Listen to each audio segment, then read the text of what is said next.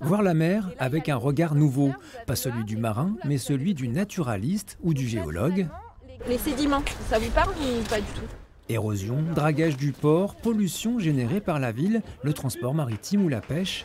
Ces lycéens ne doivent rien oublier pour imaginer l'avenir des océans en 2050.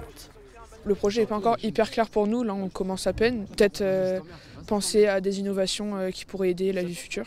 Il y a plusieurs aspects à prendre en compte, tout ça, et pour que tout le monde soit content en fait. Que ce soit le commerce, la pêche, la plaisance. Qu'est-ce qu'on peut faire sur un port pour essayer de diminuer par exemple les émissions de gaz à effet de serre? Sans baguette magique, mais à partir de leurs connaissances et de leur vécu, ils doivent tracer un avenir possible. Certains ont déjà des expériences avec le jeune qui parle de son père qui a essayé de mettre de l'hydrogène sur son bateau, d'autres qui mettent aussi de l'énergie solaire ou du vent sur les bateaux. Les élèves ignorent encore s'ils vont écrire une fiction ou un texte plus documentaire, mais se préparent à de riches palabres. Il y aura beaucoup d'idées, donc plein de solutions. Donc en trouver qu'une seule et tous se mettre d'accord, ça va être assez compliqué. Leur récit va prendre forme durant 5 ateliers d'écriture menés par Thierry Delacour. L'auteur et journaliste doit les guider tout en préservant la fraîcheur de leurs réflexions.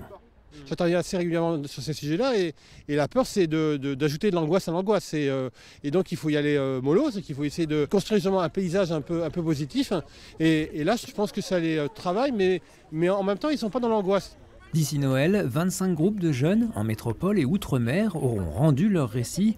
Les meilleurs seront adaptés en animation par les étudiants de l'école des Gobelins et diffusés lors de la conférence des Nations Unies sur les océans en juin 2025.